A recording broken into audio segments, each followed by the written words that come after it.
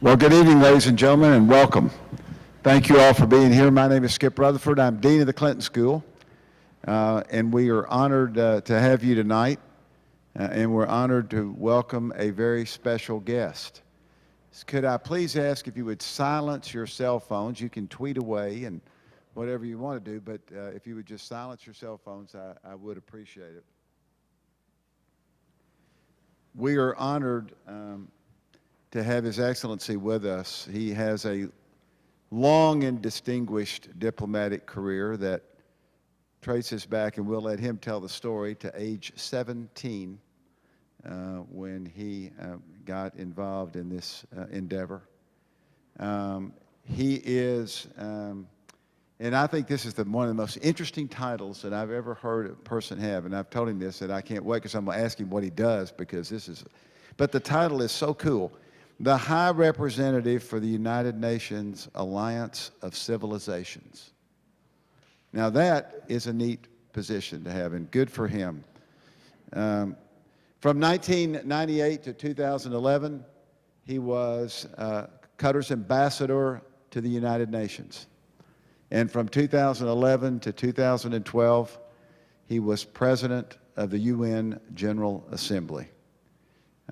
He describes his year as president of the General Assembly in his new book, A Year at the Helm of the United Nations General Assembly, A Vision for Our Century. I encourage you to get him to sign it for you at the conclusion of the program. It is a fascinating read, and really one during some of the most interesting times in the history of the world. Would you please welcome to the Clinton School His Excellency Nassir Al-Nasser.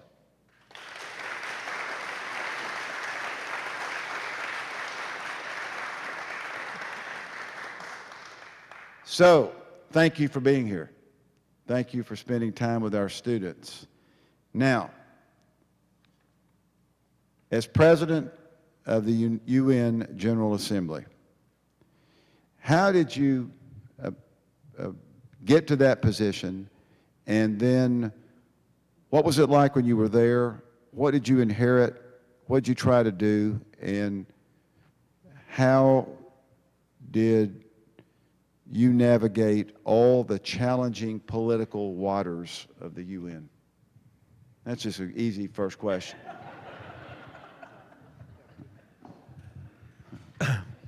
Well, thank you very much. I'm really honored and delighted to be with all of you here. We just arrived from New York, and maybe we look a little bit tired, but no, I get used to that. And I hope that we can share some views, and I will talk about how I began my career. I was lucky. When I finished high school, I was dreaming to be in the army.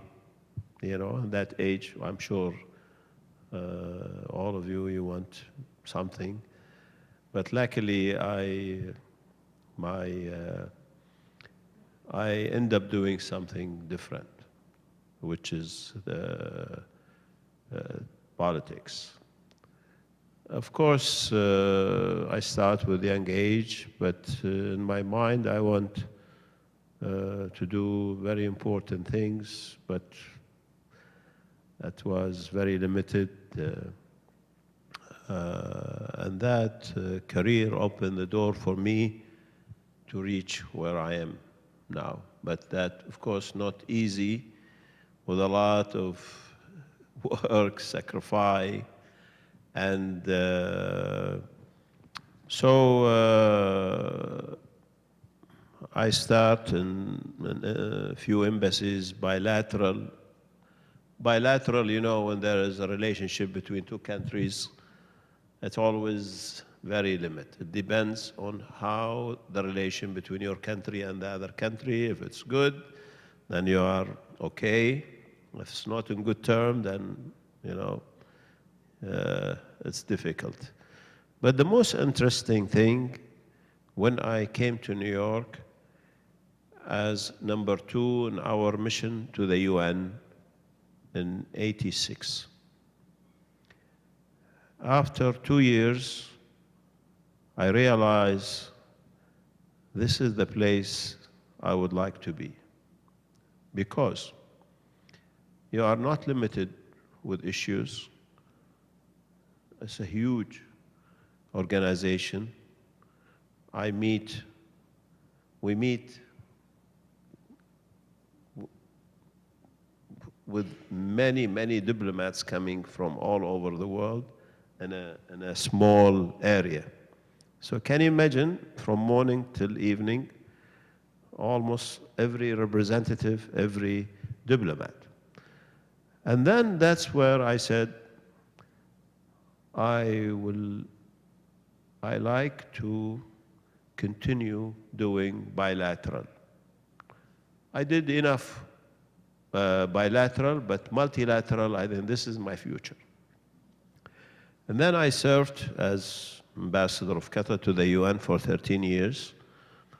While I was there, I was also chairing many organizations, member in Security Council. I was president of Security Council. So my eyes was looking at this position, president of the UN General Assembly. Of course, it's not easy. It's the highest and the most important position. And if you succeed, then you carry your legacy with you. Your picture always there. When you enter the UN, I always pass by many, and I said, I hope one day my picture will be there. So now it's there. Of course, my country, Qatar, a small country, but very aggressive. They want to contribute, they want to deal with many important issues. When they decided to go for this position, it took a lot of effort, a lot of campaigning, which I was involved, till I secured this position. And then I was also lucky because most of the President of General Assembly, they come from outside the UN. They are foreign ministers, they are presidents. They come to 1 year because it's a 1 year mission. So for them to get to know the system of the UN, it takes, if they work hard, 6 months. By the time they are ready to move forward, the term is over, you see. But I was ambassador there. I got the job in February 2011. For me to resume that position in September, I prepared very well, choosing the most important issues that I'm going to tell you. And then I decided, I said, General Assembly is the most effective UN body. It's the parliament of the world. And then I need to come up with a theme that today we need, mediation. Because every time you try to solve crisis with using military, it gets out of hand and lead to disaster. I said we have to use mediation for peaceful settlement of disputes, which is the UN Charter mandated the General Assembly under Chapter 6 to deal with mediation. Second issue, which is very important, is the UN reform and General Assembly revitalization. The UN today need to be reformed. Next year, we're going to celebrate the 70th anniversary. And still, we are dealing with the same charter like the UN. It's only 50 countries, not 130 and 93 countries today. Then, natural disaster prevention and response. Climate change. The world is facing today and the future, the near future, a real serious issue called climate change. If we don't work together, how to prevent natural disasters happen, we will see this planet going crazy. You know, now there is many small islands in the Pacific.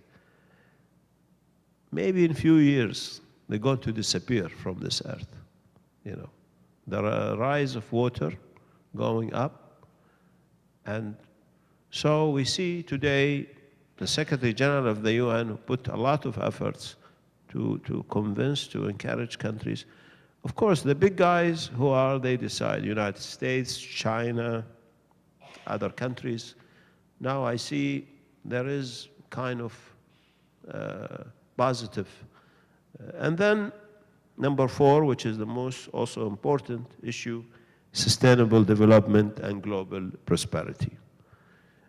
So the session, 66th session, focus on 4 pillars. And then while I was presiding the 66th session, then the political crisis rised up in the Middle East, what's so-called the Arab Spring. So I get the General Assembly engaged with supporting democracy, human rights, and then I proposed to the Secretary General that we have to show the world that you and I, we are working together, and let's go and visit Somalia, which is, you know, a forgotten country, and so many problems coming out of that country. We see piracy in the Red Sea, we see violence and extremism, on the other hand, affecting the region near Somalia, from Kenya to all. So we went there in a very dangerous mission to bring the attention of the world to that country. I say, you know, the world to fight piracy, it costs $2 billion every year. If we save that money and give Somalia with the support of $400 million a year, we can save this country and can come as playing an active, positive role than we see terrorists and terrorism and conflicts. And then I visited also Libya after when they get rid of the dictator Gaddafi also. So this never happened before. Beside, I was on the road, tried to promote many important issues.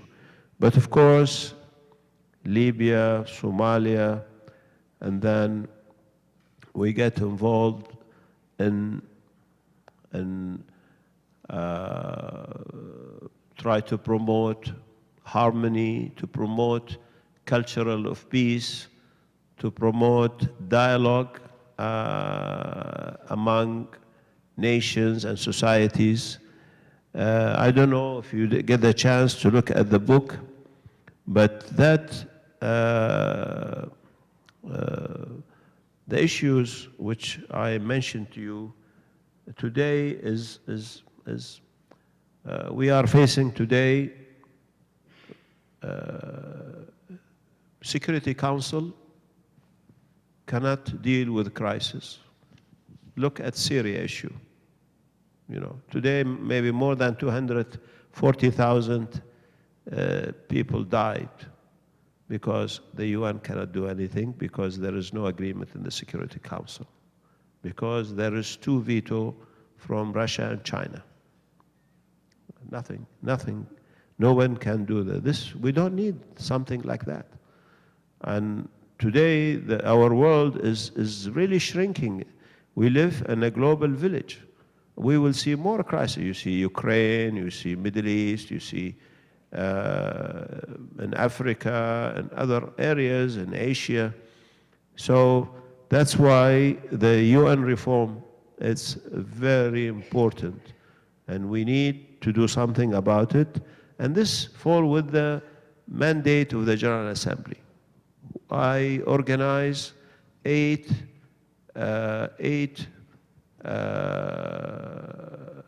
meetings during that session and a retreat to encourage and to guide and to try to narrow the gap between different groups. They want to enlarge the council. Some people want 35. Today, it's 15, 5 permanent and 10 non-permanent. And the General Assembly will continue to do so, try to find a way, a common ground, an agreement to reform Security Council and make it more. If you ask me, as a man who witnessed this issue from the beginning, from 2005, I think if I want to see a very strong and effective Security Council, we should get rid of the veto. You know, the veto is the obstacle today. We don't need veto. We need to enlarge the council, because when they established this, 1945, only with 50 states. Today, 193. So we need more people, more countries. Well, there is many emerging powers around the world today. If you look at Latin America, Brazil, Africa, South Africa, you have India, you have other countries in Asia and Latin America, even in Africa. They need to be represented according to their also a new status and contribution to the world's problem and economy. And so this is very important. Climate change is very important. And then we have to find a way how to deal with the crisis. Today we see crisis not coming from political, coming from religious, from cultures. That's why the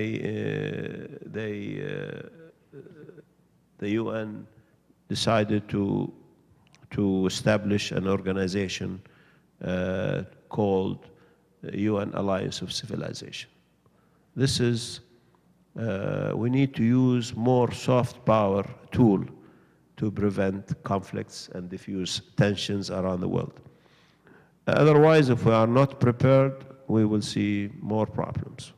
Because now look around you in the Middle East with ISIS. And ISIS, many young people are fleeing from Europe, Asia, Africa, United States, Australia, going there to fight. To fight what? There's some group of terrorists and criminals using religion for their own sake. We have to look at the root causes.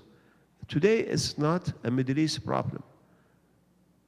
It's the world's problem. There is many young people around the world. They're living in a society being marginalized. Even they live in a comfortable life, stable country, stable family, but they have something that missing, lack of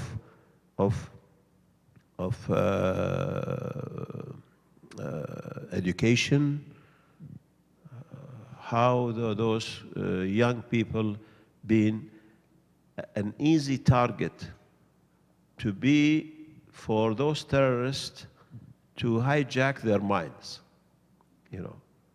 And they go there, they want to find their own identity, some of them, you know. And we see this is going, if we don't do something about it, you will see this going to grow and grow and grow. So this is where now my mission as a high representative of the Alliance of Civilization, try to engage a religious leader today. They have big responsibility in talking to those young people. Look, religion will not tell you to do this. This is wrong. You have to then, academia, scholars, they have responsibility to talk to the young people and try to educate them and explain to them. The civil society's role. Government, of course, it's very important. So this is where we are, and I will... So you just talked about ISIS and the other conflicts in the world. What do you say to critics that the UN is not effective, that it has outlived its usefulness, that it's too it does not command the respect that it did years ago? What do you say to those folks who really say, why do we still have a UN? The United Nations, it's a very important organization. Today, the world cannot, deal with issue without the UN. And I would like to say something, and I'm sure you have the same question in your mind. You know, I remember when I joined the UN, I was representing in our mission to the UN. First time I was going to New York, and someone asked me, where are you going to now? I said, I'm going to United Nations. He said, this is a useless organization. Nothing is happening. They just talk, and no action. You know, and I couldn't answer him because I said, let me go. And that time was the Cold War. Nothing moves if there is no agreement between the two big powers, United States and the Soviet Union. But the world has changed. And you know, the answer today, if someone will ask me the same question, I will tell him, listen, let me tell you something. You are wrong. United Nations is an organization created by member states. So it's an organization driven by member states. If they are in agreement, you see things is happening. Achievement, success, dealing with sensitive issue, poverty, social, economic, diseases, war. But when there is a disagreement, like I mentioned, Security Council, they want to take action against the regime in Syria in order to stop this massacre and stop this killing and try to find a solution. There is no agreement. Because there is no agreement in the Council, and the same apply on the UN as a whole. But the demand for the work today in the world, the United Nations, it's really very important, and the most important thing that member states should do something to agree to reform the charter. You know, the charter,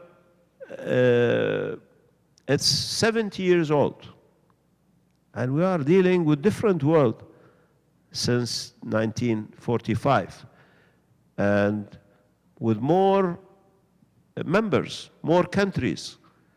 We need a fair representation. We need to have a very active and effective charter so we can find a way in dealing with crisis, with poverty, with many important issues. In your book, you write, and I quote from your book, Advancing the status of women worldwide is a responsibility we share.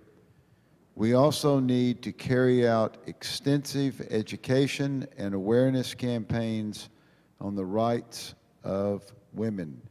Can you discuss and expand your views in this area? Why do you think we, I presume, when you're talking about we, the world, or the UN, what do you think should be done?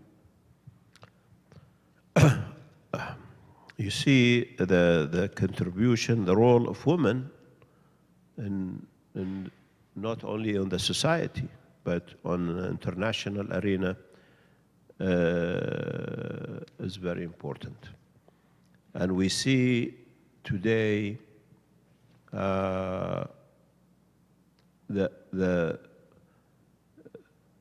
before we say women gender, you know, and I think the United Nations managed to achieve that in the last 10 years, we see more women in a very high position at the UN. I think also Secretary General Ban Ki-moon, he contributed to this issue a lot. Now we have a very important UN organization called UN Women, you know, never before. And we see, like I will tell you a small example. You know, my wife, she's very active in the area. She ran and chair an organization called UN Women for Peace. And the main subject that she is promoting today with the UN Women, United Nations, try to end violence against women. So the awareness and the support that she is receiving, you cannot imagine. And so I see this issue, it's going on the right direction. And I'm very happy to see that. And of course, I'm also in support big time for that. We've got a lot of young people here, a lot of students. What advice would you give to students and young people about preparing for or entering a career of international diplomatic or public service? What advice would you say? I mean, you obviously were there at 17, so you did it pretty early, but what advice would you say? How should students prepare themselves for those opportunities that may come their way? You see, our young people are the future leaders. And I think education and education and education. That's the future, and then to be focused. What exactly you want to do? How can you help your society? Not only helping yourself, but if you become a successful, of course you will help yourself, and you will be satisfied how to be an active on the society and how to be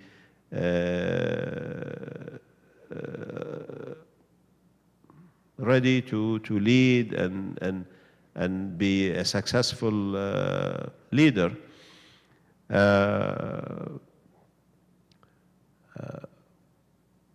And also, you see, today we see around ourselves the social media as well playing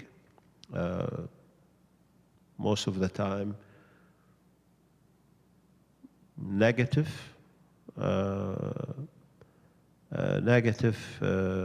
role, and sometimes positive. And I think the focus on what exactly every one of you want to achieve. uh, I told you I was dreaming to be an officer in the army. Maybe when you are a young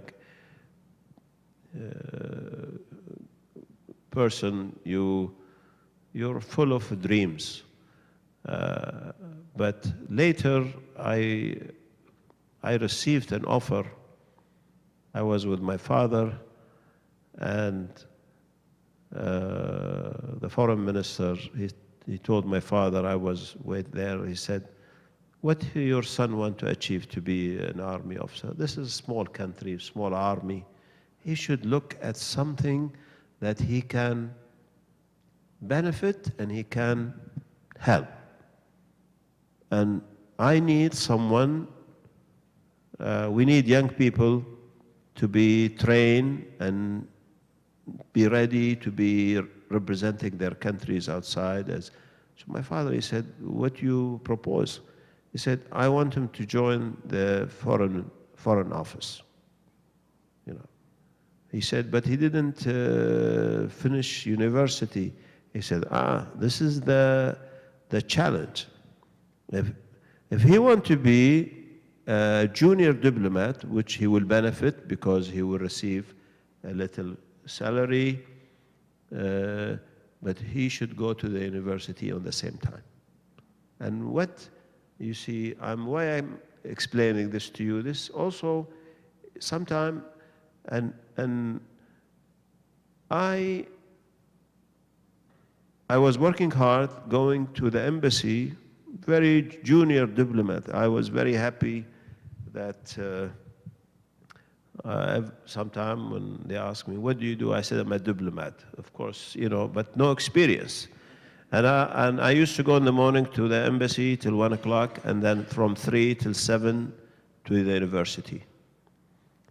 I saved 4 years of my age. You know, by that time I graduated, I became a second secretary. So the choice is yours. How you want to achieve, how much you want to achieve. At that time, I was young. I want to enjoy my life like any young man. But I said, I can do that later on. Now I have this chance, and I should grab it. I shouldn't lose it. So my advice to you, focus, education, and prepare yourself what you want to do. And time factors, very important. You can always enjoy life later on. But this is the most important time of your life to cross, you know, to your future. What exactly you want to know. All right, let's open it up for questions for people from the audience. And please wait for the microphone. Yes, Helen Grace, right there. Mr. Ambassador, thank you so much for being here. I met you earlier. My name's Helen Grace King. I'm a student here at the Clinton School. In our discussion, you said that this world is a small, noble village. Well, in this small, noble village, the media seems to have so much influence. As mediation is one of your 4 pillars, what role do you see media playing or can play in mediation, and what, as world citizens, should we do to affect this dialogue? Thank you. I really, first, I didn't explain more about the United Nations Alliance of Civilizations. I come back to the media and how to. They found out that to avoid clashes, to avoid conflicts, to promote diversity, cultural of peace, a better world for all of us, that they create this soft power tool. It's a soft power tool to prevent conflicts, diffuse tensions. The focus is in 4 pillars. This different 4 pillars from the General Assembly. Here we have youth, education, migration, and media. So today, like the stability of the world, we have to invest on the 4 pillars. Youth is the most important thing. Without education, it's a problem. Today, financial crises around the world create more migrants. Of course, conflicts in Africa and Middle East and somewhere else, many people left their homes because they cannot live there because of conflicts and or poverty or financial crisis like what's happened to Europe. So we see migration movement crossing the Mediterranean, and this can also create instability and clashes. Because when young people leave from Africa or Middle East, going to Europe, they will get jobs, but with less pay. So that's create a threat to the local young people, and this might. So that's why they linked the media with migration in order, because media can always fuel if there is problems, they can fuel it. Today, always they show the negative side of migration and migrants. But in many countries, migration, many people came and created this great country, United States. It's because of migration. People came here and they created this diverse societies and successful system. This is where the role of media is very essential and very important, where we have many programs. I have my colleague, Nihal Saad. She is my senior advisor and spokesperson and deal with media. We have many programs, how to educate the young journalist, how to be more positive, more effective. It's a long-term process, but media today can, all of you can see images, the way the news can make things more difficult. And I think if we manage to have a responsible media, we showing the good side of migration. Also, youth can be, they can, instead of following the wrong path, and then the right education, they can. So this is what's going on there. Any other questions? Yes, Angel, hold on just a minute. We'll come right over there.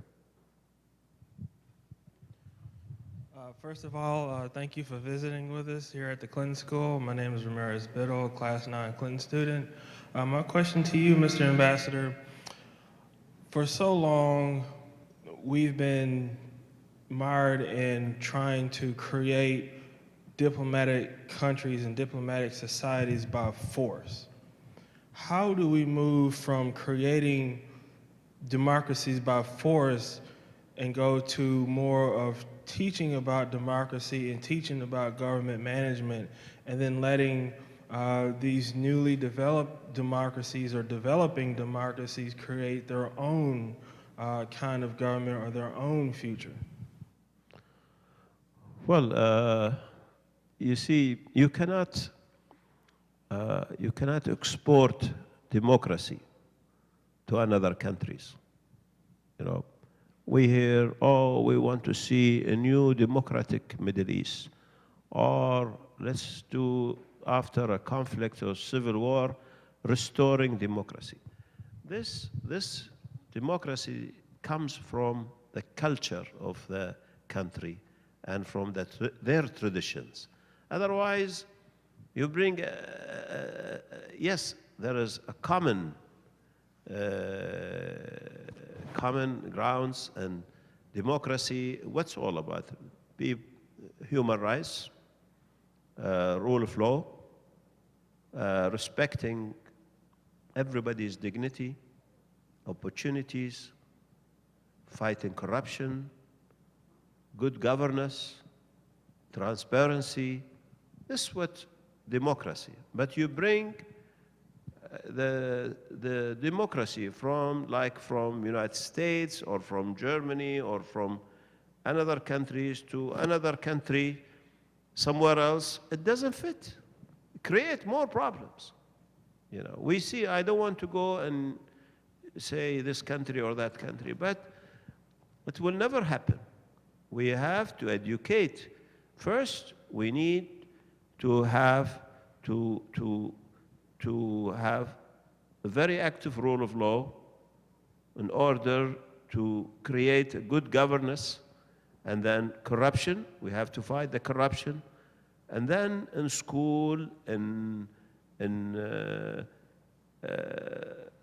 to promote culture of peace, respecting each other, and not, so I think fair opportunities, that's and we see, look at Middle East, one example, like what they so-called Arab Spring. You know, the rise of fighting dictatorship in order for those young people to gain their dignity and respect and bring the rule of law and all this corruption, which has wasted all the resources of this country or that. And this is where the United Nations try to promote this through many UN agencies today, you know, through the Human Rights Council, through promoting rule of law, but the most important thing, that we have to respect every country's culture and tradition and work through that system. To bring a new system to different countries, different culture, it doesn't work. It creates more obstacles and problems. Thank you. Angela, we got a question right here. The microphone's coming at you. Thank you again. I'm a recent graduate here at the Clinton School too. I'm originally born and raised in Uganda. I am concerned, is the UN reconsidering during the reformation of its state members to challenge each other on issues? For example, I see many of the states have their police as militarized people, and at the same time they are trying to teach us about corruption and learning to keep law and order. Would there be certain councils that would be considering to look in issues such as militarizing police in other countries? Well, you see, that's why United Nations created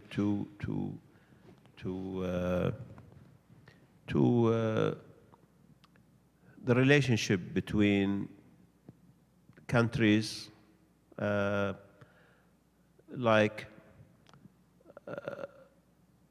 they encourage all nations to look for their future dignity and try to encourage the governments around the world of you know, good governance, rule of law, but well, what's happened to the world, if we look at from you are talking about other countries trying to influence.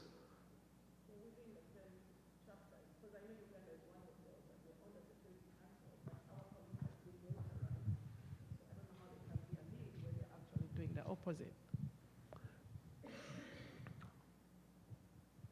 You see, that's the question the Ugandan people should ask, talking about your back home. Back home. This is where it's United Nations only through if there is sometime someone violate the human rights issue or rule of law, they always can, civil societies, they always can write to those UN entity and explain to them. But you see, sometimes this can also happen within the African community through African Union. It's always be better to try. But that's the role of civil society. Nobody else can influence the decision makers in your country coming from outside. That will be interference on the sovereignty. So I think civil society in your country should raise, like anywhere else. Maybe, I don't know how active the civil society back home, but this is where they can play a role on this. I think this is the only way they can bring this. If the government will not listen to them, they can take it to the international organization to bring, you know. I know there may be more questions, but we also need to allow some time for people to sign the book and to visit with His Excellency one-on-one. So join me in thanking the Ambassador. Thank you.